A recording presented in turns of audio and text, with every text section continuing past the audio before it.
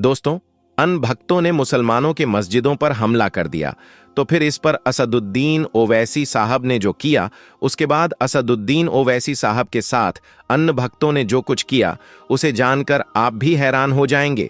इसलिए दोस्तों, आज की हमारी यह वीडियो आप सभी के लिए बहुत ही ज्यादा खास है।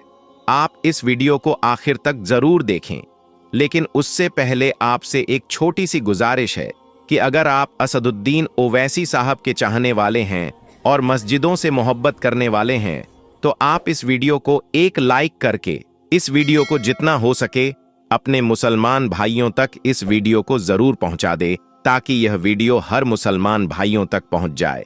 तो चलिए आज की इस वीडियो को शुरू करते हैं।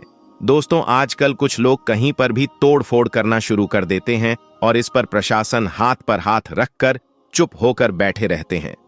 दोस्तों, हम बात कर रहे हैं महाराष्ट्र के कोल्हापुर के बारे में, जहां पर एक मस्जिद में कई सारे आतंकी घुस जाते हैं और मस्जिद को तोड़फोड़ करना शुरू कर देते हैं।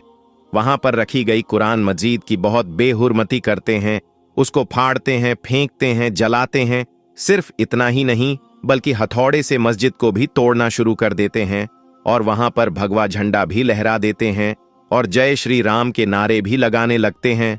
और फिर यह सारे अनभक्त वहां पर जो मुसलमान की बस्ती होती है उसमें घुस जाती हैं और तमाम मुसलमानों के घर में घुसकर तोड़ फोड़ करना शुरू कर देते हैं।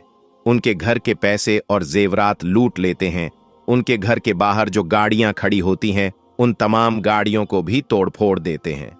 और दोस्तों, यही नहीं, बल्कि मुसलमानों के घरों में ये लोग पत्थर भी बरसाते हैं और उन गाड़ियों की तोड़फोड़ करके वहां से चले जाते हैं।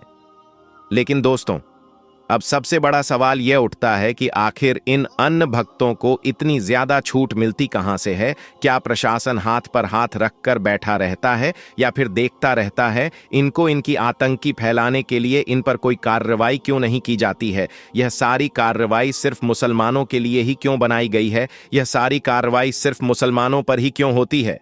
अगर इनमें से कोई भी मुसलमान होता तो उसके घर पर फौरन अब तक बुलडोजर चल गया होता।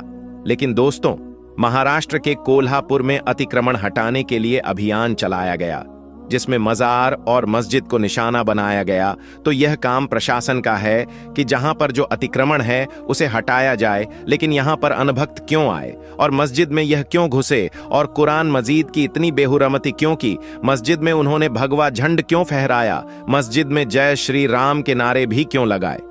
यह तो एकदम से खुलेआम आता है। और वहां पर जो मुस्लिम बस्ती थी उसमें घुसकर गाड़ी तोड़ना, पैसे लूटना, उनके जेवरात लूटना, ये सब क्या था? क्या किसी के घर में रखा हुआ पैसा और जेवरात भी अतिक्रमण है? और ऐसे अनभक्तों को सरकार की तरफ से और प्रशासन की तरफ से पूरी तरह से खुली छूट मिली हुई होती है। दोस्तों, जैसा कि हमने आपको पहले ही बताया था कि अगर कहीं पर भी कुछ मुसलमानों के खिलाफ होता है तो सबसे पहले आवाज असदुद्दीन ओवैसी साहब ही बुलंद करते हैं। तो जैसे ही मस्जिद पर हमला किया गया, तो वैसे ही असदुद्दीन ओवैसी साहब की आवाज बुलंद हुई और उन्होंने कहा कि मस्जिद पर यह एक तरीके से हमला है। एक बार फिर से दोहराया जा रहा है, मुसलमानों के घर में घुसकर उनके पैसे और जेवरात को लूटा गया। हम विश्व गुरु बनना चाह रहे हैं और मस्जिद पर खड़े होकर के उनको गिराने की कोशिश कर रहे हैं। आने वाले विधानसभा चुनाव में असदुद्दीन ओवैसी की पार्टी को वोट देकर जिताएंगे ताकि आपकी बात उठाई जाए। सिर्फ इतना ही नहीं, बल्कि आगे ओवैसी साहब कहते हैं, महायुति गठबंधन पर निशाना साधते हुए ओवैसी साहब बोलते हैं कि जो प्रयुक्ति कह रही थी उनकी मोरल विक्टोरी हुई, वह आज इस पर अपना मुंह नहीं खोल रहे हैं। महाराष्ट्र के अंदर पिछले 6 महीने से इतना सब कुछ हो रहा है, लेकिन वहां की सिंध सरकार चुप है। अगर किसी और धर्म के धार्मिक स्थलों के ऊपर हमला होता तो कितनों के घरों पर बुलडोजर चल गया होता। दोस्तों, यहां पर ओवैसी साहब ने बिल्कुल सही बात कही है कि अगर कहीं दूसरे धर्म के धार्मिक स्थलों पर यह हमला हुआ होता तो अब तक उनको आतंकी डिक्लेयर कर दिया जाता और उनके घर पर बुलडोजर चला दिया जाता। जो हमारी गोदी मीडिया है वह चीख चीख कर दिन रात चीखती रहती है, दिन रात हलक फाड़ते रहती है और उनको आतंकी चिल्लाती रहती है। लेकिन दोस्तों, अब यहां पर जो गोदी मीडिया है वह सारी की सारी गोदी मीडिया सो गई है और उनके मुंह पर पट्टी बन चुका है। सरकार भी अपने हाथ के ऊपर हाथ रखकर बैठी हुई है। दोस्तों, ऐसे में तमाम मुसलमानों को सिर्फ और सिर्फ अल्लाह तबारक व ताला से उम्मीद रखनी चाहिए। अल्लाह तबारक व ताला पर भरोसा रखना चाहिए और नेक आमाल करनी चाहिए। दोस्तों, जब तक हम अपनी मस्जिदों को आबाद नहीं करेंगे तब तक हमारी मस्जिदें ऐसे ही शहीद होती रहेगी।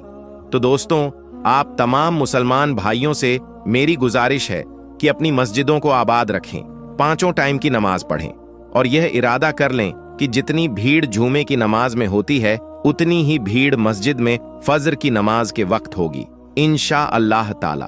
तो फिर आप देखिएगा किसी भी अनभक्त की औकात नहीं होगी कि वह मस्जिद की तरफ आंख उठाकर देख सके। दोस्तों, कुछ दिनों से आपने सोशल मीडिया पर देखा होगा कि असदुद्दीन ओवैसी साहब के बारे में तरह तरह की बातें की जा रही हैं। कोई कह रहा है कि असदुद्दीन ओवैसी साहब को गिरफ्तार कर लिया गया है, तो कोई कह रहा है कि असदुद्दीन ओवैसी साहब के ऊपर एक जानलेवा हमला हुआ है, असदुद्दीन ओवैसी साहब को जेल में बंद कर दिया गया है। तो दोस्तों, हम आपको बता दें कि आपने जितनी भी खबर सुनी है यह सब खबर सरासर गलत है। इनके ऊपर आप यकीन ना करें दोस्तों। अल्लाह तबारक ताला के रहम और करम से और आप सभी की दुआ से असदुद्दीन ओवैसी साहब बिल्कुल सही सलामत हैं। उनको एक खरोच तक नहीं आई है और इंशा अल्लाह ताला आगे भी असदुद्दीन ओवैसी साहब का कोई भी बाल भी बाका नहीं कर सकता, क्योंकि दोस्तों, असदुद्दीन ओवैसी साहब के साथ लाखों करोड़ों गरीबों मजलूम की दुआ है। उनको कुछ भी नहीं हो सकता। दोस्तों, आखिर में हमारे तमाम मुसलमान भाई बहनों से गुजारिश है कि इस चैनल को बनाने का हमारा मकसद यह है कि जितने भी हमारे हिंदुस्तानी भाई बहन हैं, चाहे वह हिंदू हो या मुसलमान, सबको इस्लामी और सबक आमोजन वाकया सुनाकर कर उनका ईमान ताज़ा करना है और सब लोग उससे कुछ नसीहत हासिल कर सके। और यह बात भी है कि दीन इस्लाम की बातों को आवाम और मुसलमानों तक पहुंचाना सवाब का काम है। इसलिए इस वीडियो को एक लाइक करके अपने करीबी दोस्तों तक शेयर करके सवाब का काम जरूर करें। दोस्तों, आज की वीडियो में बस इतना ही। अगर आपको यह वीडियो जरा भी अच्छी लगी हो तो आप हमें सपोर्ट करने के लिए चैनल को सब्सक्राइब जरूर कर लीजिएगा। अल्लाह तबारक व ताला से दुआ है कि हमारे जितने भी मुसलमान भाई बहन इस वीडियो को देख रहे हैं उसे सीधे राह पर चलने की तौफीक अता फरमाए और उसे हर तरक्की से मालामाल कर दे।